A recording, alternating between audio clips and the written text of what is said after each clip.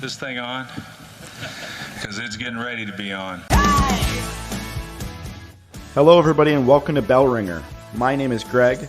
Your guest name today are Doug Dimitroff, the incoming chair of Invest Buffalo Niagara, and Bob Zach, our outgoing chair. Today on the podcast, we talk about Buffalo's economy, both in COVID and after, and we talk to both Doug and Bob about their experience as leaders of advanced business services companies here in Buffalo and leaders more generally of the business community. We want to thank Bob for his service and thank you so much for listening, and both Bob and Doug for their time. Thanks, guys. Bob, we'll start with you. Just kind of introduce yourself, your background, really briefly. Sure. Greg, I'm Bob Zach, President and Chief Executive Officer of Merchants Mutual Insurance Company, a property and casualty insurance company that's been headquartered in Buffalo for just over 100 years. I was born and raised in Buffalo and have lived here my whole life and was among the founding investors of Invest Buffalo Niagara when it was called Buffalo Niagara Enterprise. Great. And Doug? Thanks, Greg. I'm Doug Dimitroff. I'm a partner at Phillips Lytle, based here in our Buffalo office.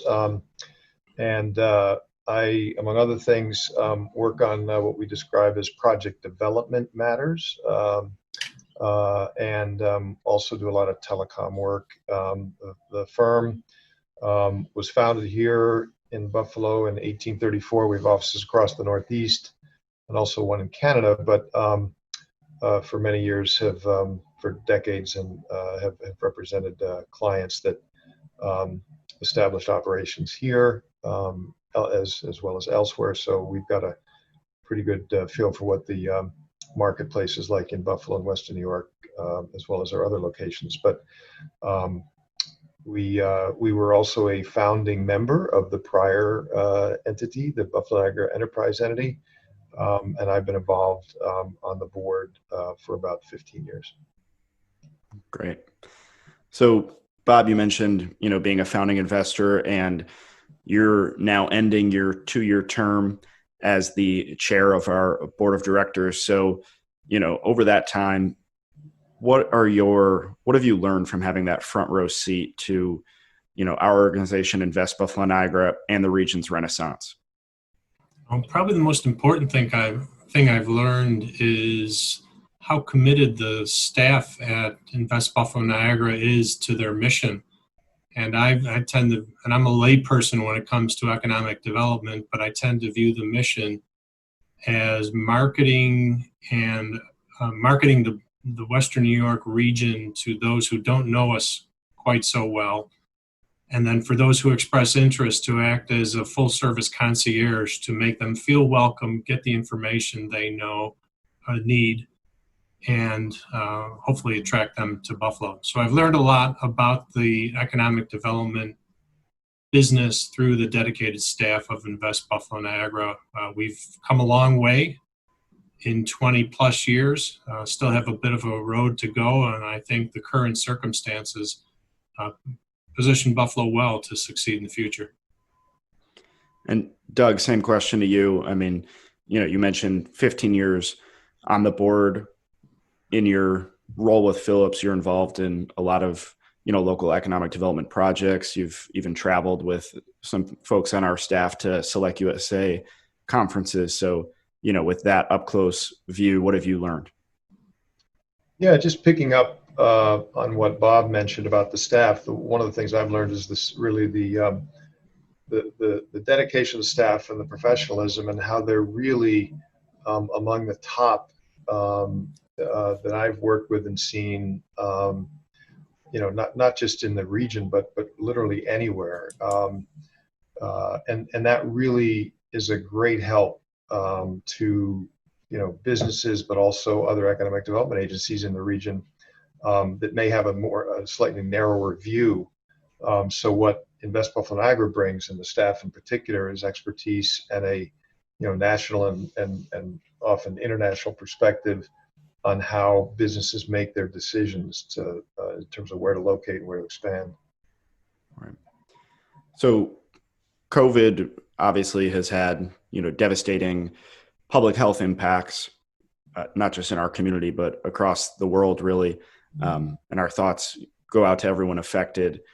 Secondarily, it's impacted economies across the world, and Buffalo Niagara has not been spared. Doug, how do you see our organization playing a role in the recovery and kind of back to business message as we come out on the other side?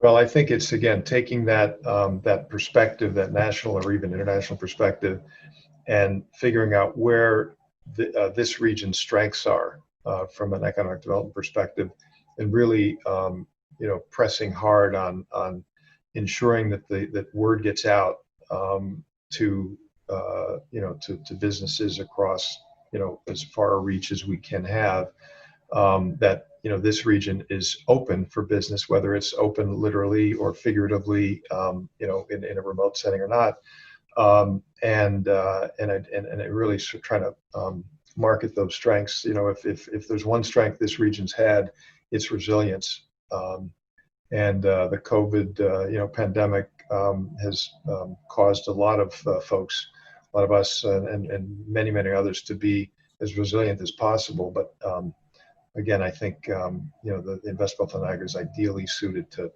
help market the region and find opportunities for companies to find a location that really will help their businesses. So, Bob, same question to you. I mean, when the organization was formed 20 years ago, Buffalo looked very different, and we've had a lot of progress since then. At that time, there was such critical need. And again, I think find ourselves in very different, but in some ways similar of a situation. How do you see Invest Buffalo Niagara playing a role in recovery?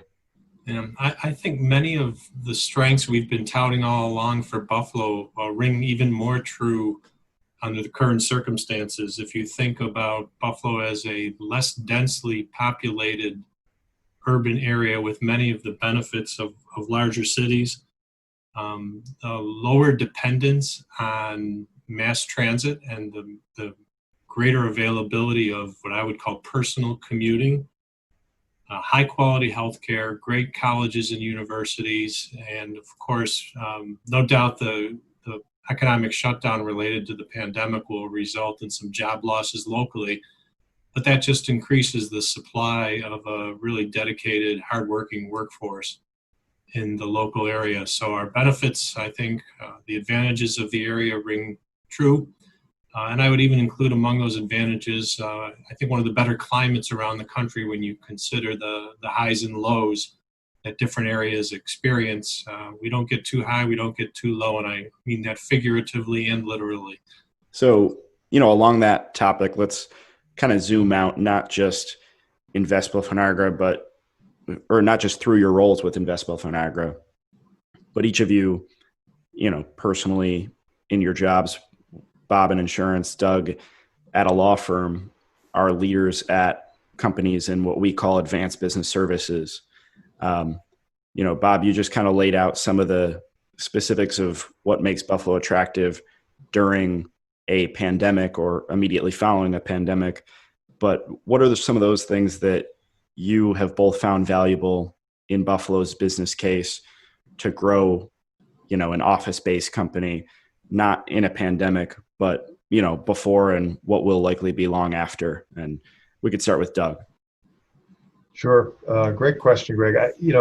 We've had offices in many places in addition to Buffalo, and we've got great employees in all of them. But the one thing that definitely stands out in my mind with respect to the staff here and in other clients of ours, other businesses that I've heard repeatedly is the dedication, the commitment, and the work ethic to whatever the task is at hand. We've had employees that are 30, 40, 50-year employees that are just so dedicated, and even many of the younger employees, the folks that have joined us more recently, comment on it's a place that people really understand that they like getting down to work and they like getting the job done. And I don't think that's different in many other places in this region. Many other employers rather, I think experience the same thing. And it's not that people are just different necessarily, but it's sort of an historic nature of the workforce here that continues to carry on. I think in this generation. Greg, I think there's a sense of community and trust that's offered to others by Buffalonians, and of course, you can do things that would cause a Buffalonian to lose trust in you, but you're given the benefit of the doubt right up front. And I think, in addition to the work ethic that Doug spoke of, that helps entities, any type of institution, whether it's a social institution, a corporate institution, build a sense of community among its members. And that counts for something. And to me, that's what rings true. And I'm not demeaning the other areas where Merchants has offices. It's just, I think it's exceptional in Buffalo that there's a sense of community across different planes. Right. And the common denominator there between both your answers being people, and talent, which is something we're heavily focused on. Bob, we had an event in September at Hotel Henry, which feels so long ago now, but where we launched the Be in Buffalo campaign, and you and I, worked together a bit on the rollout of that and communication of that to the community. From your perspective, both in your role as a chair while we're rolling this out and at Merchants, and you and I have talked before about, the talent that you've been able to hire. How important do you think is talent attraction specifically to our future economy? Hopefully it's going to be very important, which means we can't fill the needs from within the community, and the demand's so great we have to go outside of the community. And I think the toughest part and why it's so important is there's a general lack of knowledge about Buffalo.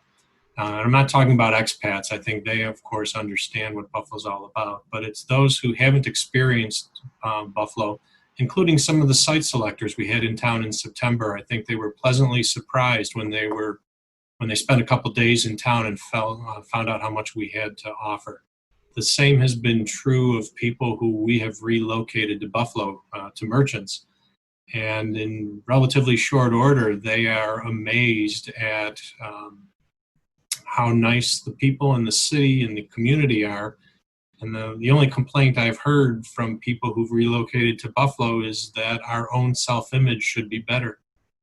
We have much more to be proud of. And so that's, I think, one of the key elements for Invest Buffalo Niagara to focus on with the Be in Buffalo campaign, is getting the message out to the right people who haven't been exposed to the Western New York area.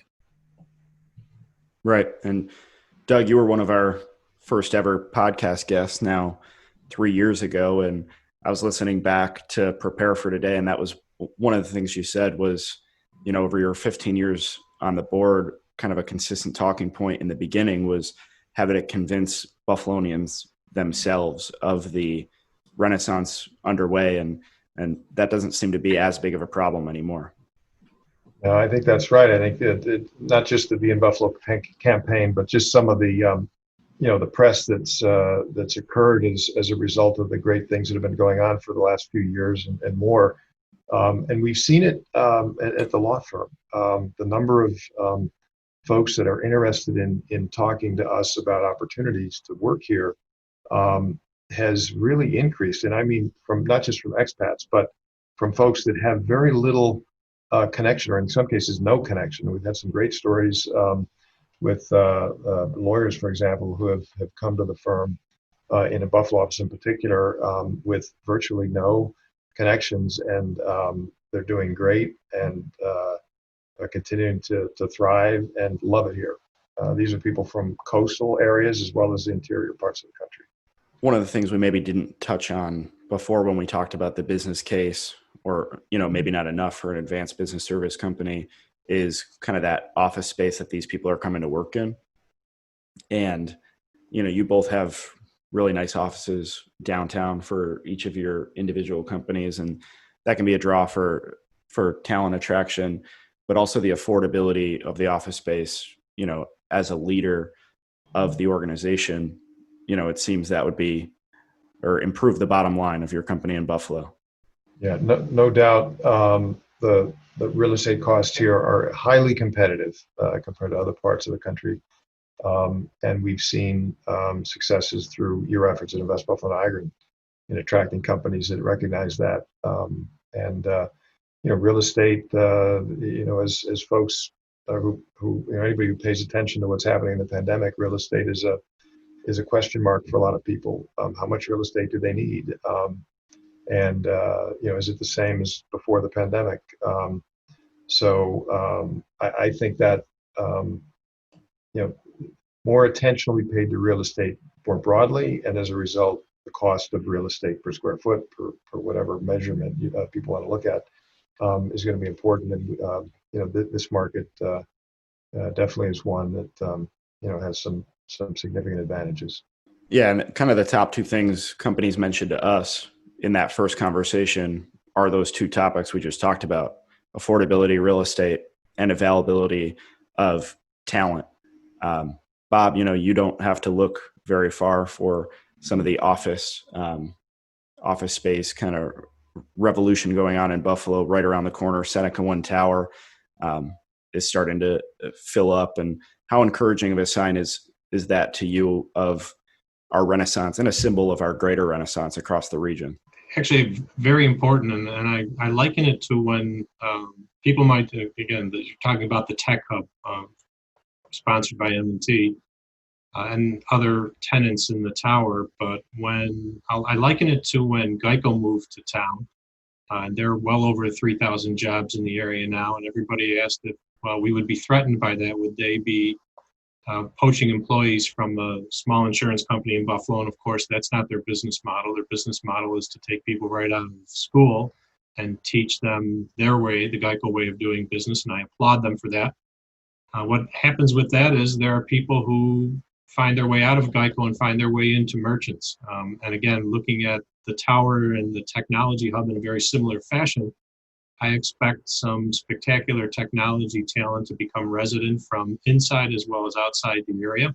Not everybody's going to find a home there, and it's going to create opportunity for our IT department. And kind of as a property owner, when we've been resident in the downtown area for all of our 100 years within about a 1 square mile area. But we built our building in 1964, 65, and have owned it since. And for a number of years, we felt like we were the only people in town at that end of Main Street. And it's great to see some vibrancy, and we're really looking forward to when the building is up and operational in the near future. It'll be exciting to have neighbors who care, including Paul Kochmeyer and his group across the street, who've done a great job rehabbing 3 buildings directly across Main Street from us. So it's very, very exciting. In fact, one of the individuals who we relocated to Buffalo 2 years ago now is living directly across the street from Merchants and has one of the shortest commutes in town. It's tough to find a long commute, thankfully. That's one of the things we're promoting, as well as, that when we're talking to people through the Be in Buffalo campaign, and it goes to your point, people don't want to relocate for one opportunity. They want to see a cluster of companies and a career ladder that they might be able to climb. So, those kind of advances and that density is only seen as a positive to those folks. Absolutely. So I want to kind of end the conversation more broadly, and I'll leave it up to you guys on where to take it. We'll start with Doug so we can give our outgoing chair, Bob Zach, the final word. But Doug, what makes you positive about the future of Buffalo Niagara? Well, I think we've got great momentum, and obviously momentum is has dropped off a bit as a result of the pandemic, but it's dropped off for everybody. And I go back to the comments that Bob made about the workforce and all the attributes that we have as a region, the resiliency I mentioned. I just think it's all that the pandemic has done in some respects is to create a pent-up demand for folks like you and the others at Invest Buffalo Niagara, but a lot of other folks in the community, to get out there and get back to business and to look for opportunities for whether it's their own business or if you're in the economic development side of the industry rather. Really going out and looking for those that are looking for a fit that would be a perfect fit for this region. So I think there's just a lot of as I put it, I guess pent-up demand or pent-up excitement to get back on track with the work at hand and picking up on that momentum, because it's still going. And you mentioned the Seneca One Tower. Every day that building seems to evolve even more. But that's just one project that we all happen to be looking at as we look out our windows. There's plenty more in the region and a lot more in the pipeline. And Bob, same question to you. What makes you optimistic? Probably the most important thing is that Invest Buffalo Niagara has a better person leading its board now in Doug. I think that bodes well for our community. Secondly, and a little more seriously, the digital toolkit that Greg, you and your fellow Invest Buffalo Niagara members have put together over the past 10 to 15 years is outstanding. And again, in this remote circumstance we find ourselves in, positions Buffalo even better to succeed. And I look back to our reasons for investing originally and continuing to invest in Buffalo, and it really isn't for any kind of direct business benefit. We have less than 15% of our business in the Western New York area, but 2/3 of our employees are resident in Western New York. And my view is that anything we can do to strengthen the economic and social fabric of Western New York is good for us as a company. It increases the desirability of Western New York as a place to live, work, and play, and provides a better environment for our existing employees. So we're thrilled to be continuing investors in the work you and your team does. Thank you both so much for your time today. Before I let you go, we have a couple hard-hitting blizzard round fun questions. I'll ask a question, then we'll go Doug, Bob, wrap it up. We'll be done in a couple minutes. Okay. If you were a flavor of ice cream, Doug, what would you be? Strawberry. Vanilla, it goes with anything. Book or TV show that you'd recommend? Legacy. Book about the All Black New Zealand rugby team. Any live sporting event right now. Sounds great right now, yeah. Text or phone call? Phone call. Phone call. Bills or Sabres? That's a tough one. I got to think about that. I can't pick both. I mean, Bills. You could. Bills? Bills. All right. How about this? Short-term Bills, long-term Sabres. Kind of both. We'll take it. Hiking or skiing? Hiking. Hiking. And last question, most important, chicken wings, drumstick or flat? Drumstick. Flat. Thank you both so much for your commitment to our organization and our region and for your time today. We really appreciate it. Hey, Greg, let me also thank Bob for all that he's done as the outgoing chair. He took over when the organization was really making some major changes. And Bob, you led us through those changes with flying colors, and can't thank you enough for all you've done and all you'll hopefully continue to do to keep the ship steering in the right direction. Thanks for the kind words, Doug. And Greg, you've just made me hungry. Time for some wings. Thank you both.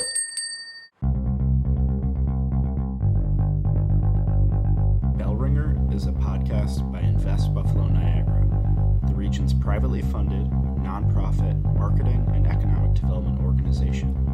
Please rate this podcast, follow our social media channels, and read our blog at buffaloniagara.org for the best of Buffalo Niagara. Come grow your business with us.